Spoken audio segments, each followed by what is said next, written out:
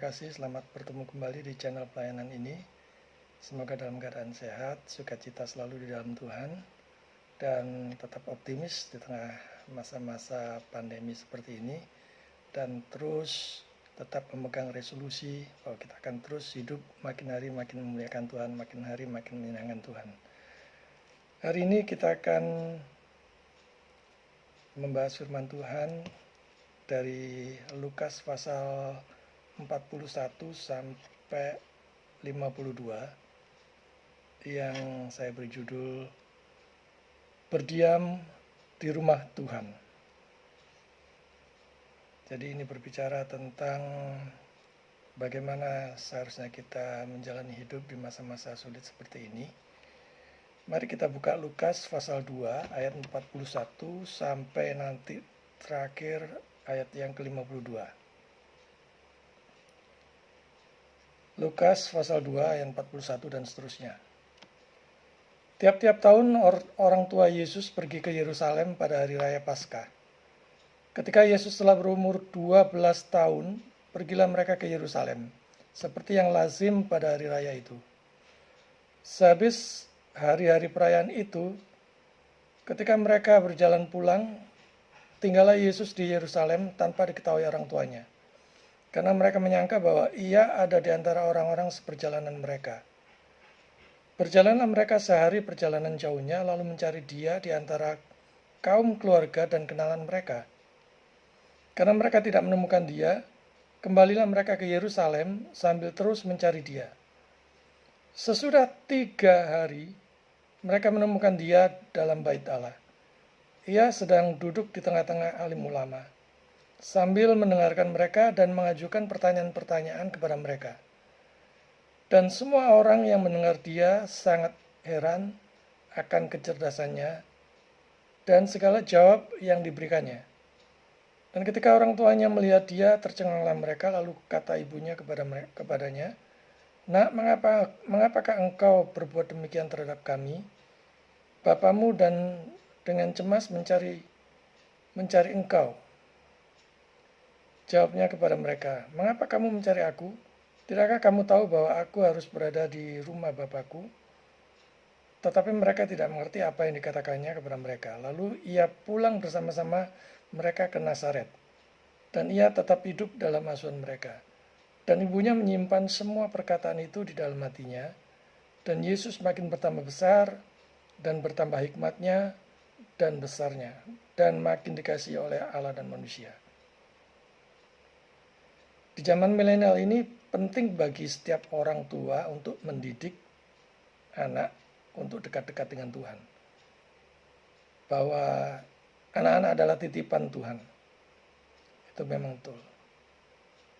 Maka karena titipan Tuhan, maka mereka harus dibimbing, harus dipimpin dan diarahkan kepada Tuhan mulai dari sedini mungkin. Mengikuti tradisi ke bait Allah. Kita melihat di sini Yusuf beserta dengan Maria, beserta dengan Yesus, mengikuti tradisi ke bait Allah. Orang tua memberikan teladan secara langsung, mempersiapkan anak-anak sedini mungkin untuk persiapan melayani bagi Tuhan. Kita melihat yang pertama adalah Yesus ke Yerusalem. Tradisi ini setahun sekali berkunjung beribadah bersama-sama ke bait Allah. Dan mereka terbiasa melakukan perjalanan bersama-sama. Alkitab menunjukkan dengan jelas bahwa mereka yang datang dari jauh di dalam perayaan tersebut adalah untuk beribadah di bait suci. Dan ini sudah terbiasa mereka melakukan perjalanan yang bersama-sama. Kita melihat di sini kesalehan dari Maria dan Yusuf yang menunjukkan bahwa orang tuanya pergi setiap tahun ke Yerusalem dan disebut sebagai suatu pujian atas kesalehan Maria dan Yusuf. Mereka hadir atas perintah ilahi. Mereka memberi diri untuk hadir dengan rajin untuk menyembah Allah di luar. Itu bukan atas kemauan mereka sendiri, tetapi dengan perintah ilahi.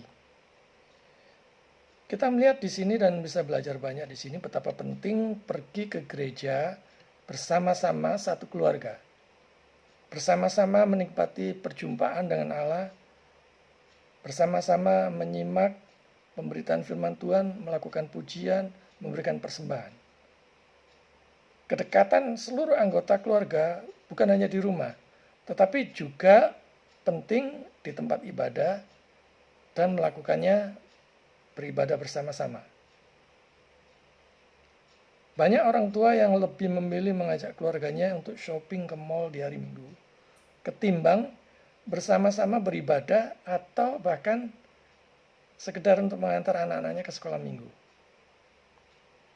Saya jadi teringat pada waktu saya masih kecil dulu, kalau sudah hari Minggu, khususnya pagi, kalau tidak pergi Sunday school atau sekolah minggu,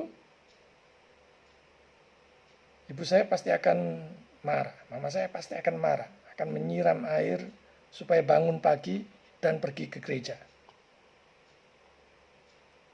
Kalau saya ingat dulu waktu kecil, grundel ya.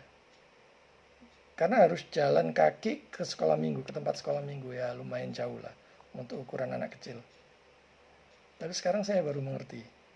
Kalau mama saya dulu tidak tegas seperti itu, entah saya akan jadi apa. Jadi bersyukur. Jadi di sini dilihat bahwa perjalanan jauh mereka dari Nazaret ke Yerusalem itu adalah untuk latihan kebaikan. Hukum memerintahkan memang hanya untuk laki-laki untuk hadir di hadapan Tuhan di Yerusalem. Kita bisa lihat itu di Keluaran pasal 23 ayat 17. Pengaturan ini tidak sepenuhnya mengecualikan perempuan, tetapi justru mendorong mereka dengan latihan kebaikan.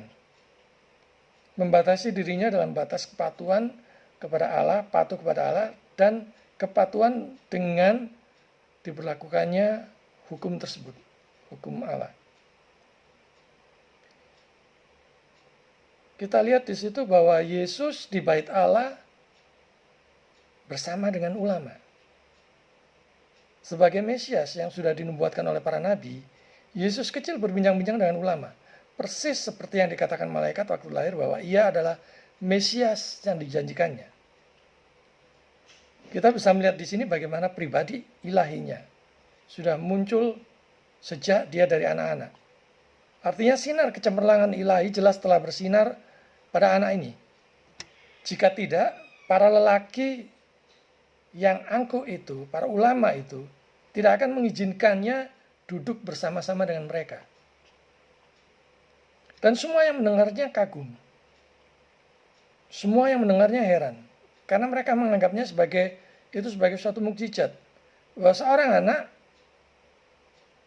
harus membingkai pertanyaan-pertanyaan dengan benar dan sopan.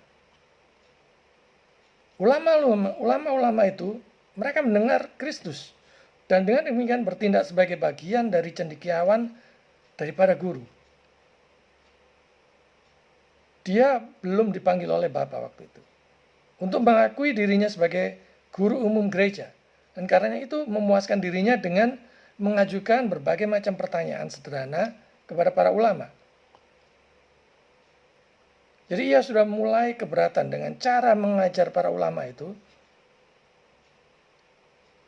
yang tidak sesuai dengan kitab suci. Jadi dia mengajukan begitu banyak keberatan-keberatan dan pertanyaan-pertanyaan.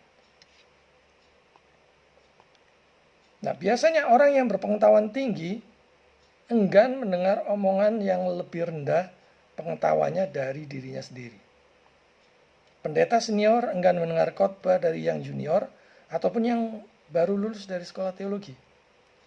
Apalagi kalau dirinya sudah menjadi seorang doktor teologi ataupun profesor.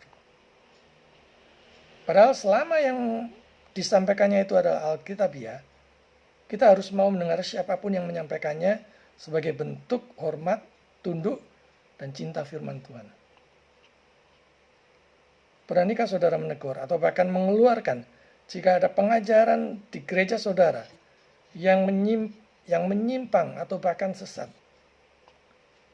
sekaligus melawannya, menentangnya, seperti yang rasul-rasul lakukan.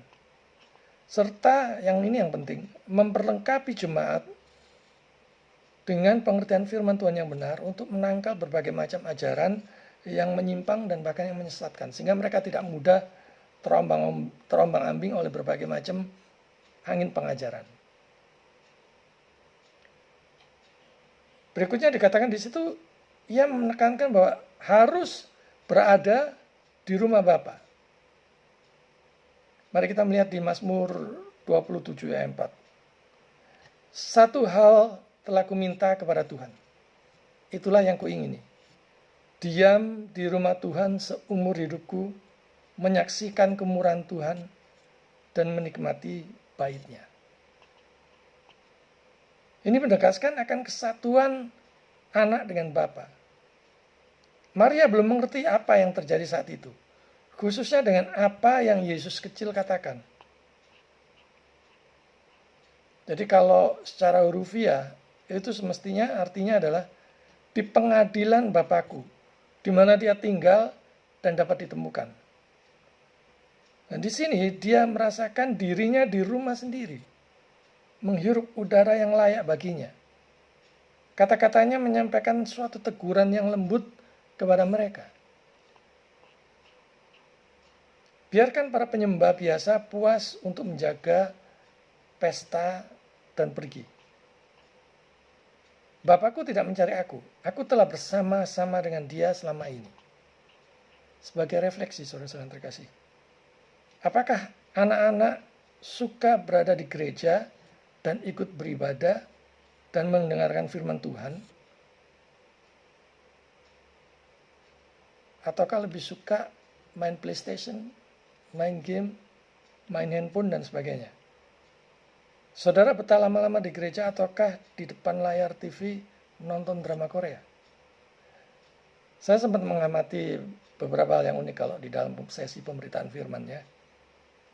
Jadi biasanya kalau sudah khotbahnya agak panjang gitu ya, sudah mulai ada beberapa yang gelisah gitu ya, kakinya digesek-gesek gitu ya, terdengar seperti itu.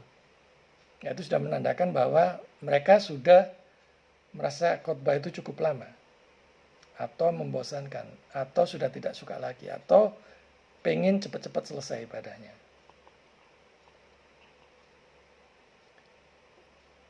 Padahal sesi pemberitaan firman Tuhan itu adalah makanan rohani kita, yang akan memperkuat iman kita, yang akan membuat kita sadar, yang akan membuat kita tahu bagaimana seharusnya untuk hidup berkenan bagi Tuhan. Dan berikutnya di situ ditambahkan, bertambah hikmat makin dikasih Allah dan manusia. Saudara yang terkasih, Yesus itu mempunyai dua pribadi. Sungguh-sungguh Allah, sungguh-sungguh manusia. Di sini ia beroleh hikmat dari Allah dalam pribadinya sebagai manusia.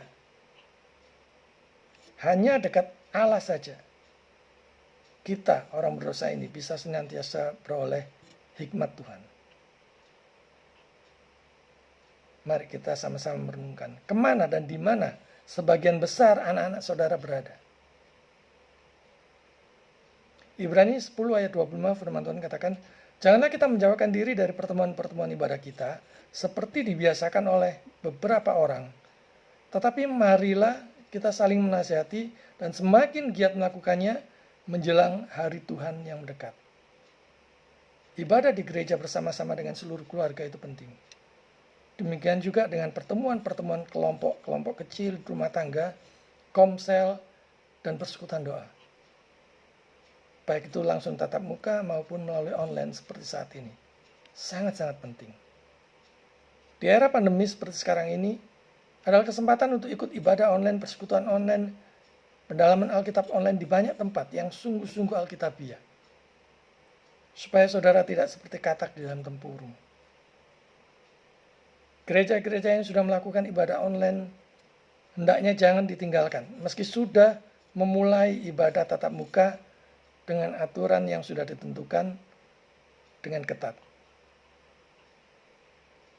Hendaknya tetap mengerjakan keduanya baik online maupun offline, tentu membuka pelayanan, penjangkauan, penggilan itu akan menjadi semakin lebih luas lagi. Makin sering, makin dekat dengan Allah, makin beroleh banyak hikmat untuk mengarungi hidup ini. Apalagi di tengah-tengah kerasnya topan badai kehidupan saat ini. Kalau tidak kuat iman, pasti akan rontok. Bahkan mungkin jatuh dalam berbagai macam kejahatan. Maka saudara makin giat, makin semangat untuk ikut hadir dan aktif di dalam pertemuan-pertemuan ibadah, bahkan berkomitmen untuk ikut melayani bagi hormat dan kemuliaan Tuhan. Tuhan memberkati.